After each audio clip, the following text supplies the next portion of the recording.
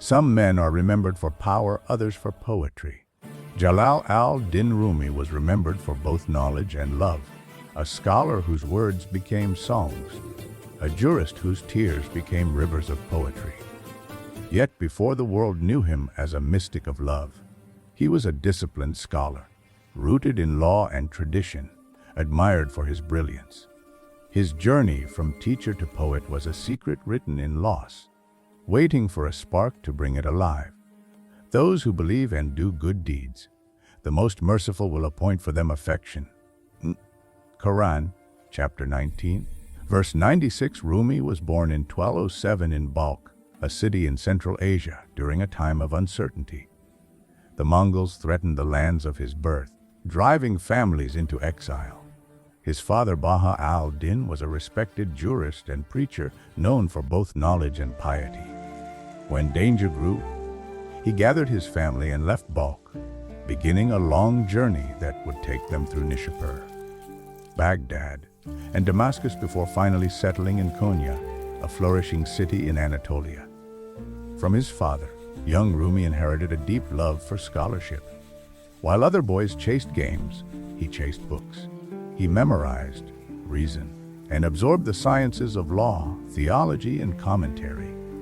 His sharp memory and quick understanding amazed his teachers.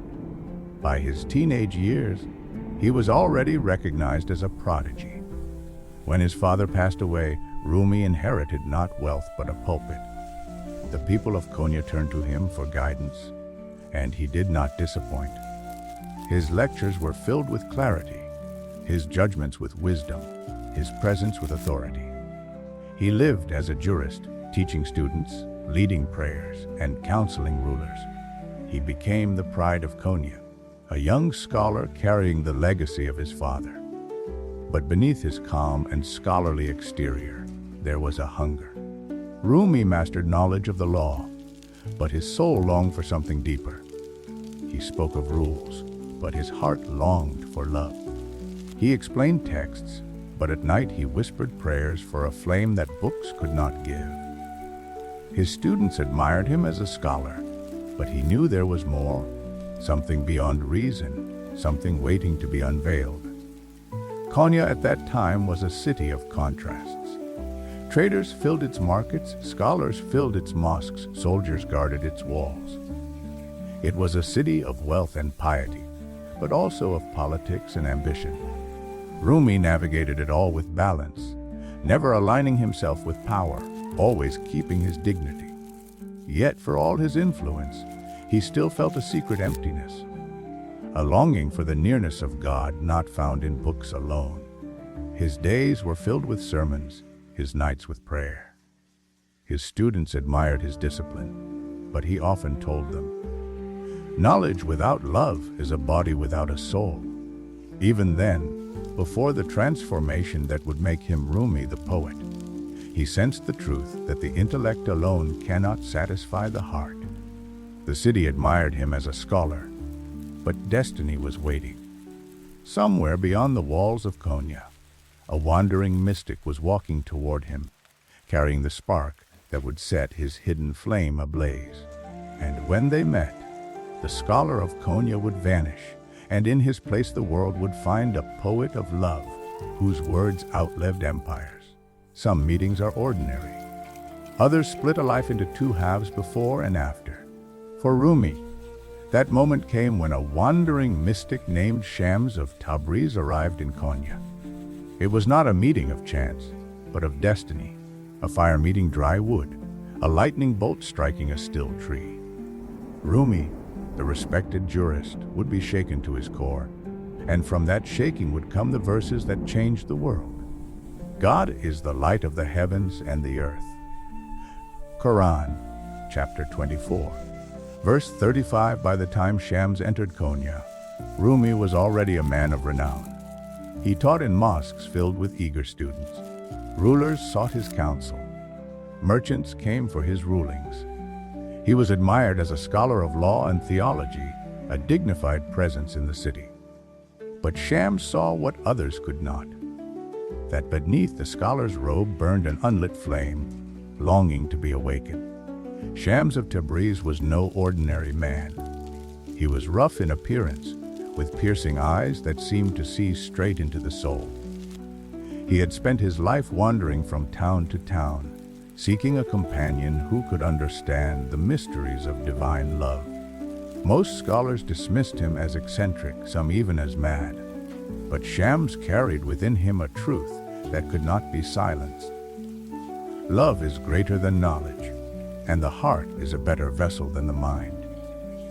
The story of their first meeting is told in many ways. Some say Shams approached Rumi while he was surrounded by students teaching law. Shams asked him a question that cut like a blade.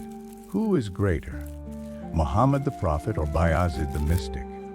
Rumi answered with scholarly authority, "The prophet is greater, of course." Shams smiled but pressed further. "Then why did Bayazid say, 'Glory be to me,' while the prophet said, 'We have not worshipped you as you deserve'?" The question struck Rumi like thunder. In that instant, he realized the difference. Bayazid, though a mystic, had reached a limit and declared completion. The prophet, however, even at the height of closeness to God, declared humility. The true greatness lay not in knowledge or spiritual experience, but in endless surrender. This question shattered Rumi's world. He saw that his knowledge, vast as it was, had not yet touched the essence of humility and love. In Shams, he found not a rival, but a mirror reflecting the emptiness within him. From that day, Rumi changed. He withdrew from his public lectures, spending hours, even days, in deep conversation with Shams. They spoke of love, of the soul's longing, of the mysteries of God. Sometimes they sat in silence, tears streaming down their faces. Sometimes they spoke through parables and poetry. The people of Konya, confused and jealous, whispered that their teacher had abandoned them for a stranger. But Rumi knew that he had found the key to his heart. The bond between Rumi and Shams grew deeper with time. Rumi began to express truths he had never dared before, through verse, through music, through dance. He discovered that love was not a concept to be taught, but a fire to be lived. His students, who once knew him as a jurist, now saw him whirl in ecstasy, turning around and around as if the heavens themselves spun through him.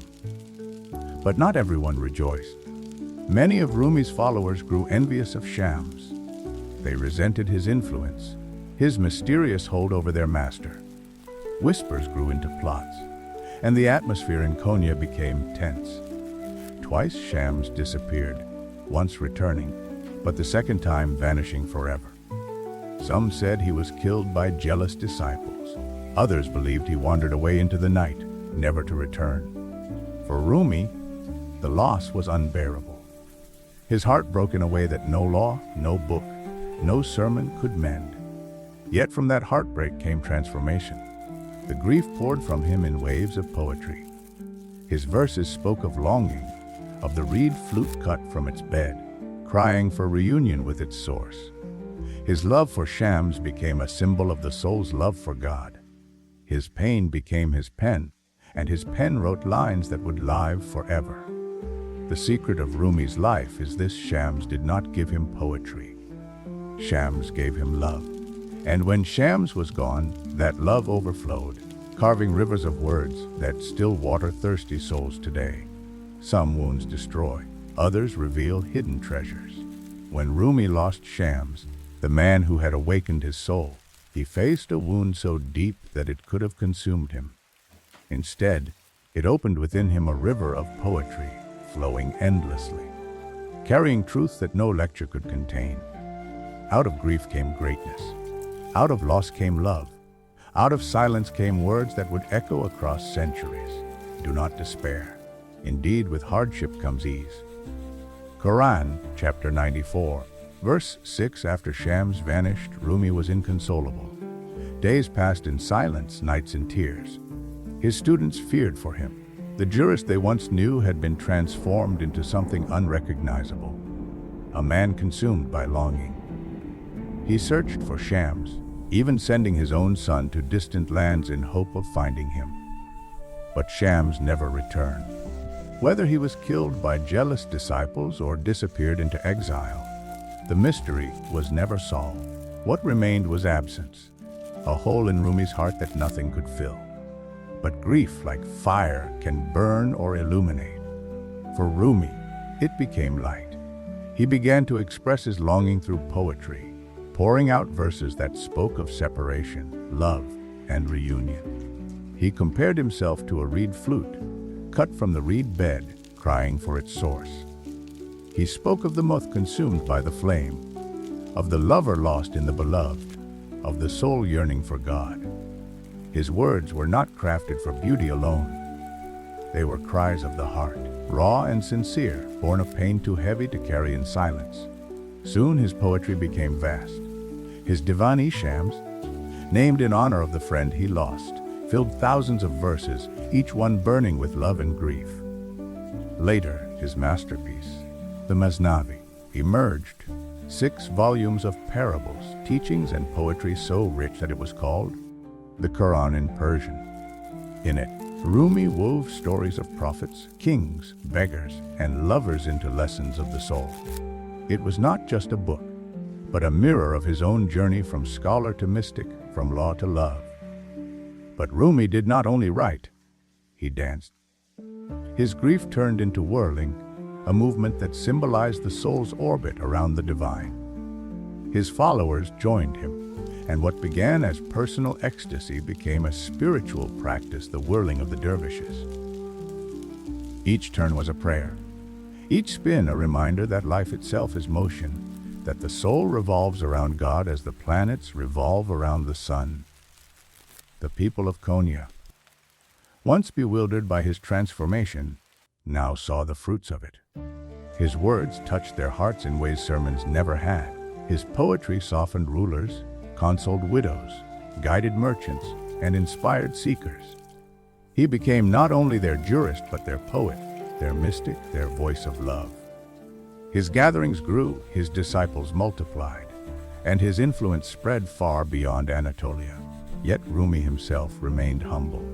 He saw himself not as a poet, but as a servant. He told his students, "I am nothing more than a flute, and it is God who breathes through me." His verses were not his own, but gifts of a heart cracked open by loss. The secret of his poetry was that it was born not from ease, but from heartbreak. As the years passed, his words traveled farther than his footsteps. Merchants carried them along trade routes. Scholars copied them. Mystics sang them. His legacy spread to Persia, India, Anatolia, and eventually to the entire world. Today, centuries later, Rumi is one of the most widely read poets in the world, his words transcending cultures and languages. His verses quoted in mosques, churches, and even secular gatherings. In 1273, at the age of 66, Rumi's earthly journey ended in Konya. His death brought together Muslims, Christians, and Jews alike, all of whom had found comfort in his words. His funeral was a sea of mourners from every background, united by the love his poetry had inspired. He was laid to rest in Konya, where his shrine still stands, visited by thousands each year. But his true resting place is not in stone or earth. It is in the hearts of those who read his verses and feel their souls stirred. His words continue to remind the world that love is stronger than hate, that loss can give birth to beauty, and that the secret of life lies not in possession but in longing.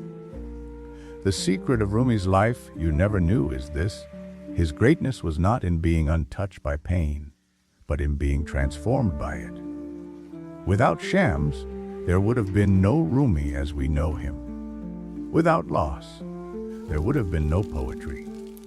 Without grief, there would have been no love so vast that it speaks to every heart across time. And so his story endures: the jurist who became a poet, the scholar who became a mystic, the friend who turned loss into love. Jalal al-Din Rumi, the man whose secret life was a wound that blossomed into words of eternity.